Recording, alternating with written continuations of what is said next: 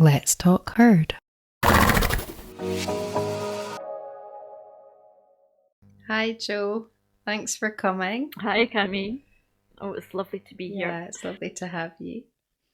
So I thought we could just start with talking about your trimming experience, because you kind of undertook that in quite a major way here in France. And how that turned out, and because I think it's quite an interesting story. It was an interesting voyage of discovery. I got really passionate about horses' feet. I used to go to sleep at night dreaming of feet. Yeah. I would be, instead of counting sheep, I would imagine feet. How did that start? Why feet? Oh, that's a really good question. I bought Ouhmia, an Arab mare. She was 5 years old, and it turned out that she had a club foot.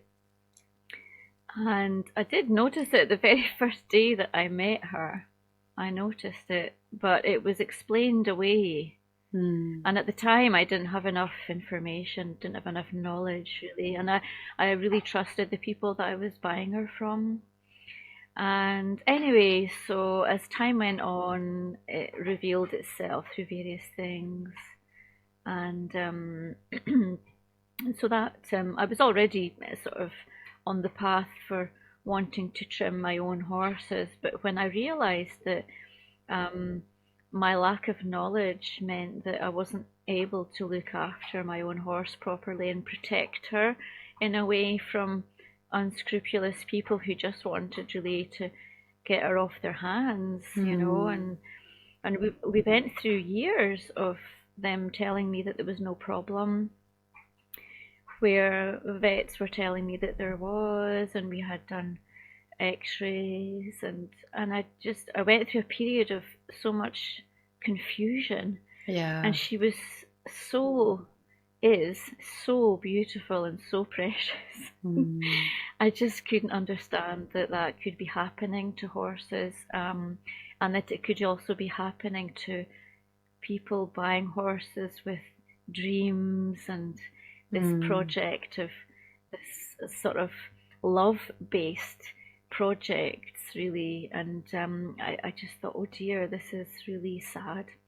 So what started out as me wanting to trim for my own horses, it became a passion, because then I got really interested in analysing my horse's hooves, and also the connection between their general well-being, their emotions, and then I started to see the connection with the emotions of the owners. And Ouhmia really helped to show me that connection. I had a really special experience with her, where I remember it like it was yesterday. I went out at the end of the day. It was a beautiful sunny evening, and I was full of this fervour. I was on this crusade to try and, help these poor owners and these poor horses that were victims of the money side of things, Yeah. And I remember looking at her and saying to her, "Don't worry, I won't give up until I've healed you." And her response just blew me away. Yeah. She said, "What are you talking about?" "What are you talking about? Have you not seen me?" So at that point, I just stopped in my tracks, and she had caught my full attention. Yeah. "Have you not seen me? I am beautiful and full of life, and and all you can see is 1 foot, and I am so vast, and all you can see is 1 foot." And she said, "Actually, you're wanting to help me with my foot. It's got nothing to do with me, and it's all to do with you. So no thanks. Oh my I'm God. so perfectly fine. And I was so Wow. humbled by that. That's amazing. So just Yeah. with that one little conversation, she just showed me so much in Yeah. so many different things in my life. So Wow. that was kind of the beginning of that whole journey. Yeah. So you didn't I was so stop. humbled. Yeah. I mean, yeah, that just gives Well, you. that kind of gave me it kind of gave me a really good basis for, okay, you have this passion and this love. So that's how I knew Mm, it was real. I really loved feet. yeah. And I loved the horses that they were attached to. And When you say that, it's a big thing, isn't it? Like just, just their feet, the whole. I mean, I don't want to pull you off of your story, but I just think acknowledging that connection, that I think the fact that it's almost like an analogy for the whole relationship, the way that we put shoes on their feet and kind of, block it all down and limit it. It's like, it's like an analogy or a metaphor for what we do elsewhere in the relationship. mm, mhm, mhm. And we can even say that we do that to ourselves. It's like a fundamental idea where the way I saw it anyway was that Ouhmia's message was very clear. It's like she said, do not mix up who I am Mm, with who you are yes, and your yes. desires. Please respect me and Mm, please see me and please see my desire for my life and my body. And when you can do that, then I will be 100% in, and then you'll be on the right mm, path. yeah, Mm. yeah. I've never forgotten that message. It was such a Mm, gift. yeah. And what I really appreciated as well was that the way she said it was she she wasn't trying to be soft or careful with Mm, me. She was just very factual, very very proud of herself. mm, She's just full of life and beauty yeah, and yeah. panache. Yeah, that's a good word. And there was I seeing her as a victim, Mm, and I thought, oh my God, I got that so wrong. yeah. I was so off track, and it was a real warning to me about my own desires taking Mm, over, um, to heal my own hurts, and that really didn't have any place in mm. there. It goes really deep, that, doesn't it? That I think that really is one of the major transformations that we make when we work with animals. At some point they mirror, you really get it, that they are your mirror, and that everything you feel that you need to accomplish or in any way all comes back to your own. I mean, weakness is a bit of a harsh term, but I think more your own places where you need to put your own attention. So, Yeah.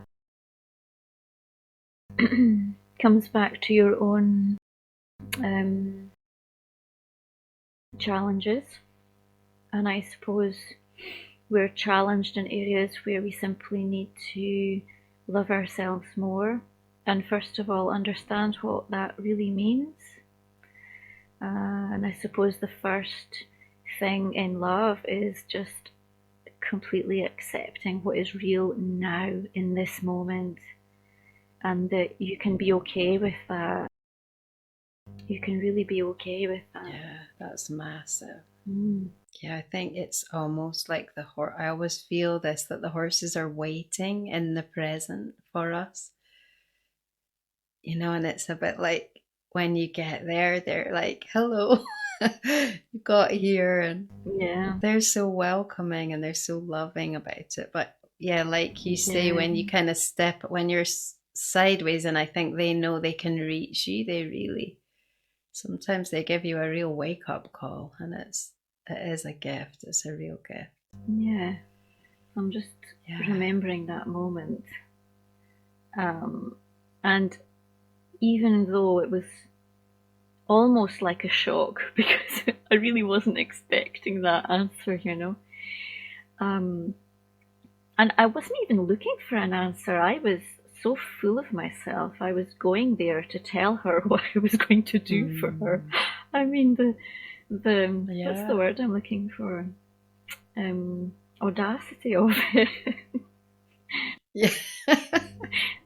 Yeah, when I think back to that, yeah, I mean, I've had a similar experiences, and it really makes you kind of see yourself for a moment, and Mm, not in a bad way, because it feels like an opportunity, because that's it. um you're really expanding, yeah, and you're able to, and there's no judgment as well, the way that it's That's delivered. it.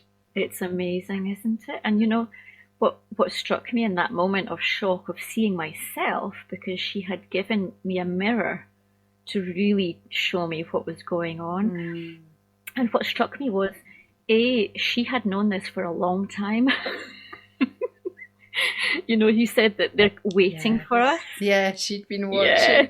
And with Yeah. absolutely no judgment at all. And you know why that is because she's so grounded in who she is. And she's so grounded in Mm, yeah. being herself that she's full of forgiveness because no one Yeah. can be stronger than what she has in herself. And that inspires me for humans as well, Yeah. that we also can be Yeah. grounded That's such a in that powerful beingness point. and Yeah. and all of the Yeah, because yeah, it's that insecurity, isn't it, that makes us mm, so, oh, we just need to defend our position and our beliefs and mm-hmm, our mm-hmm, opinions so much because we don't really mm-hmm, believe it yet. I think we're mm-hmm, just that's still a it. bit Mm-hmm. insecure, Looking and for some kind of yeah, validation from the yeah, it's outside. mm, exactly, Yeah, that was yeah, why I was saying that it was so many lessons in one go because from her example, I learned what real grace was and what real dignity was. And it's so quiet. It's so quiet and peaceful and unassuming, you know, and sometimes doesn't even seek to express itself, it just is. It was, yeah, real gift. mm, Mm. yeah. Can really feel that through your words. Yeah, it's just I can feel her just So that being was the that basis almost. Yeah, for all the trimming that I did amazing. after that, really. And every horse that I met, I asked, you know, how are you today? And what do you want today? How are you feeling? Are you Mm, ready to do a trim together? Not are you ready for me to trim you? mm, exactly. Yeah, yeah. Did you have, because this is the tricky part, isn't it? When we come into it and we have our expectations, and especially when you're working with Mm, someone else's horse. And so it's that time of you have to compromise to some degree, because if the horse says no, what do you do? well, we come back to that whole love thing that horses have and how they're waiting for us. I felt that so many times. There were some horses that I actually apologized to because I had to leave them and I knew it was going to be tricky. And the reply was always the same. It's like, well, don't worry about it. I know why I'm here. Wow. I'm here for Yeah. that. That I'm is here for so my human. beautiful, isn't it? And it takes that pressure off, doesn't it? Like off you. Absolutely. Yeah, because they're anchored in their being, and I understood that that's how they could be so at peace with it, and so wise, and so seeing is just this anchored state of being. Yeah. It's amazing. Wow. Yeah. So, but and awe-inspiring as well.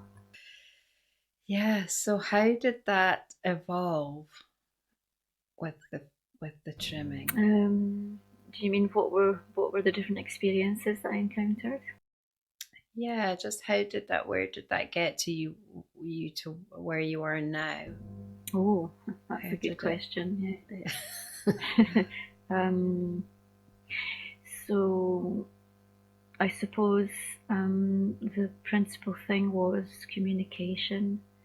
I loved going on the different trimming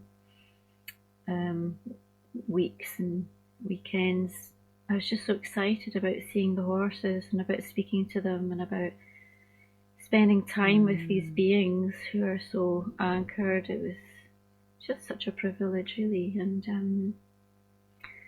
and the cooperation that I asked to be part of with them each time. And sometimes I would, because I was in that communication with them, I would get quite a lot of information about how they were feeling in their life generally, and sometimes in connection with their owner. And well, of course, I was there to look after hooves, wasn't I? So that's a bit tricky then, because the owner's not invited me there to do any communication or anything else. Yeah, I just wanted to ask you, because when you talked about that experience with Ouhmia and how she communicated so clearly, when did you start being able to do that? Being able to receive information like that? I don't know. I actually don't know. My two horses arrived in 2014. 2014. And I don't really remember having a moment where I thought, oh, that's new, you know. The message from Ouhmia was so clear. And it was such a gift as well on so many levels. That's why it's stuck in my mind. But I also had things like dreams. I would have dreams, very vivid dreams, and I knew it didn't come from me. Also of Ouhmia. She told me that she wasn't called Ouhmia. Really? Yeah. Oh. What? I think I remember you telling me Oh, that. yeah, I told you guys about that because I was just, Yeah. I was so excited. Did you figure out what she was called? Oh, yeah, that was the whole point of the dream. She came to tell me this information. And so this was before she came down to the Gers, to you guys. And it was right in the middle of all of this confusion about her health and her foot and the lies that I was having from the people who sold her. And I really just didn't know where to turn. I thought, what's happening? You launch yourself into a project and suddenly it's not really happening the way that you imagined. So she came to me in a dream, and I was standing. Do you want to hear about the dream? Yeah? Yeah. So she was standing in the field in front of me, and I was being Joe, which means that I'm often thinking about lots of different things at the same time. I'm a bit like a butterfly, I flit from one thing to another, and it's just the way I am, So, I know the feeling. So that's cool. And so in my dream, that's what I was doing. And she said, "Are you listening to me?" And I'm like, yeah, I'm listening. And she said, "No, are you really listening? I'm like, yeah, like a little bit annoyed, like, yeah. And then I continued flitting around. And then she raised her voice again. She says, no, I mean, are you listening? And at that point, I stopped in front of her. Wow. I love I that. stopped in front of her. I said, okay, now I understand. You have something to tell me, so you have my full attention. And she said, Wow. you know me as Ouhmia. And I was like, yeah. And she said, well, actually, I've travelled through the ages to be with you here and now. And I am Zoe. And she repeated it 3 times. I am Zoe. I am Zoe. Oh my God. And it got louder and louder with each time. And then it woke me up. And I thought, ah! And I rushed out of bed. And I thought, I need to find out what Zoe means. Yeah. And there's probably different layers of meaning for Zoe, but that night, when I started researching the name of Zoe and what it really meant, I found that it was attached to meanings about original mother, like the mother, like the source, like the source of something. So, Yeah. That's yeah. amazing. But so why didn't you change the name? Did it just not, was it not, I did it not understood that stick as her a name? soul is Zoe.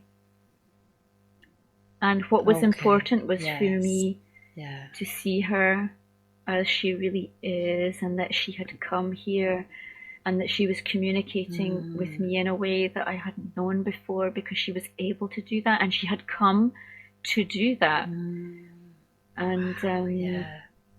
and I suppose that dream as well, that was part of me opening myself up to this whole world of communication, which didn't depend at all on me. And that was the whole thing, was, wow, this just comes to me. Yeah.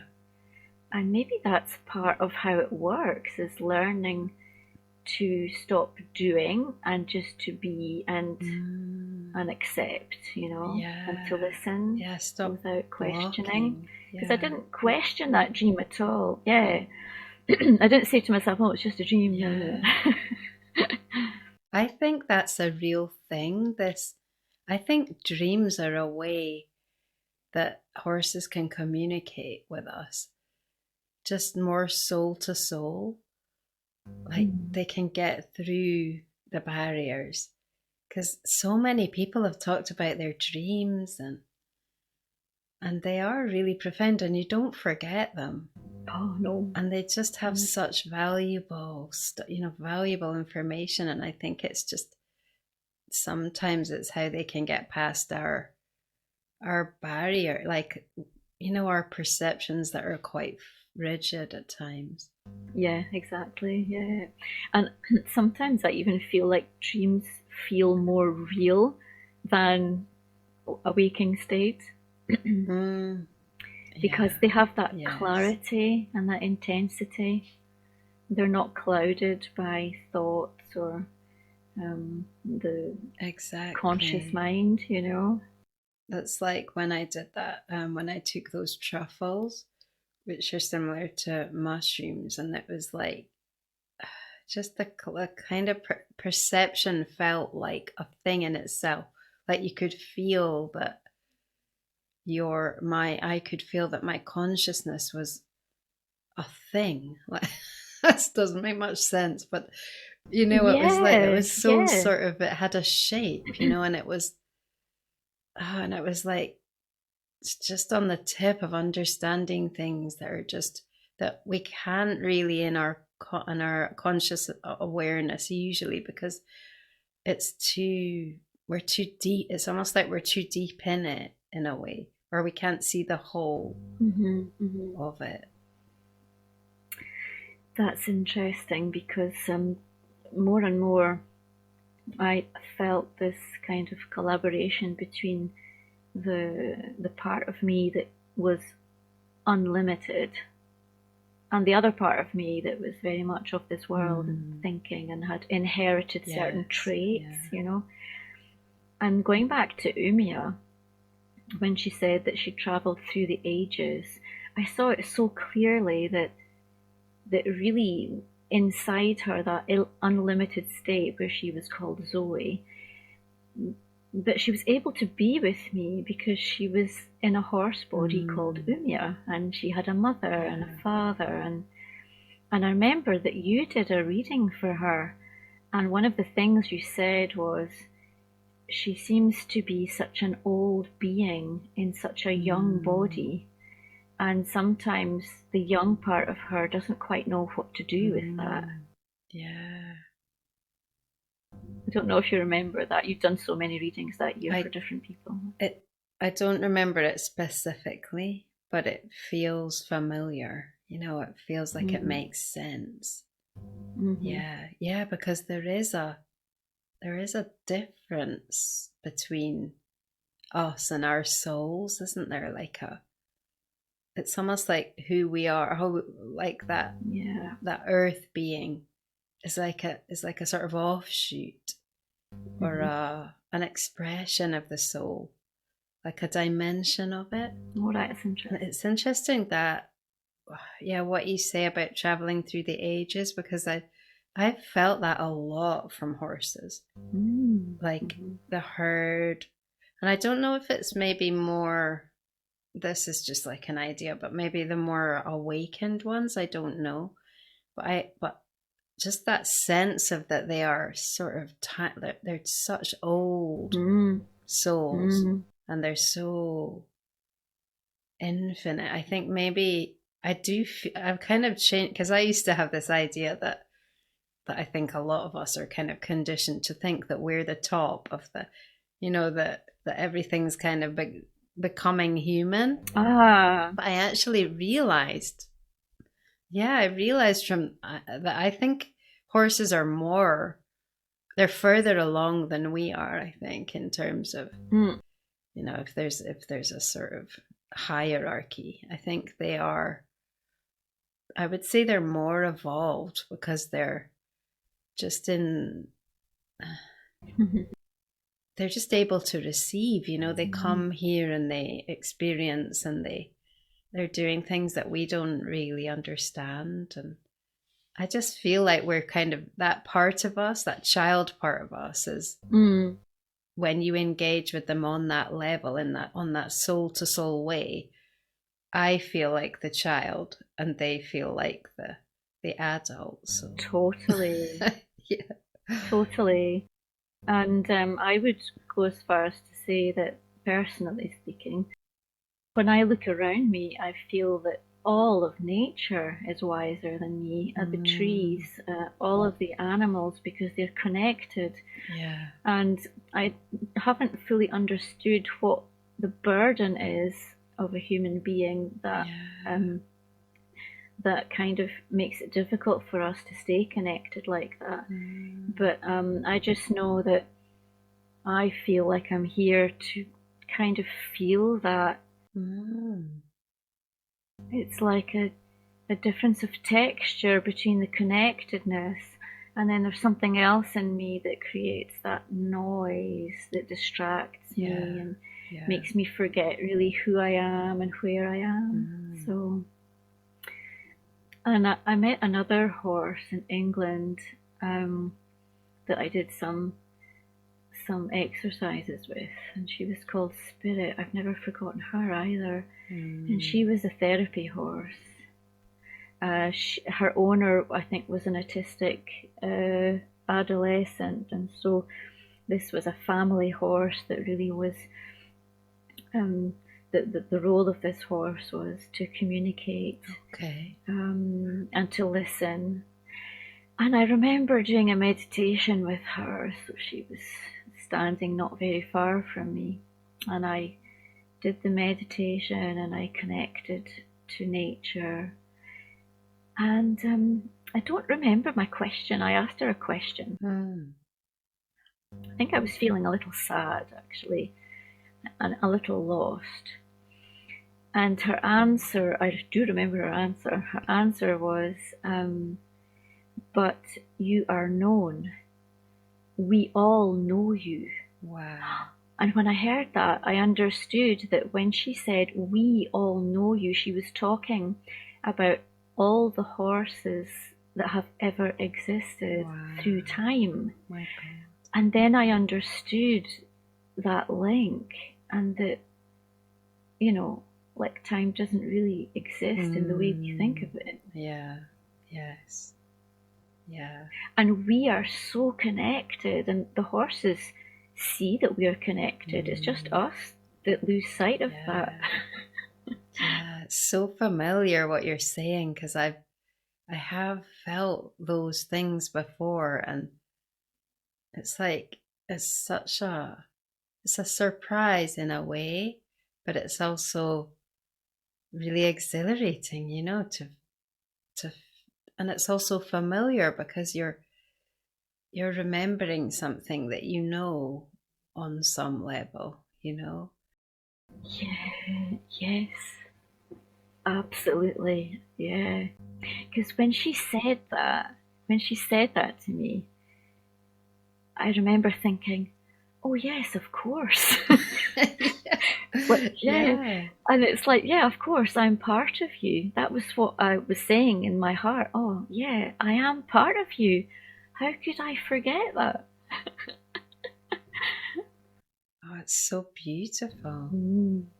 And that concept, it's not really a concept, but that the existence of the horse collective like that, I think they are just so much more aware than we are of that.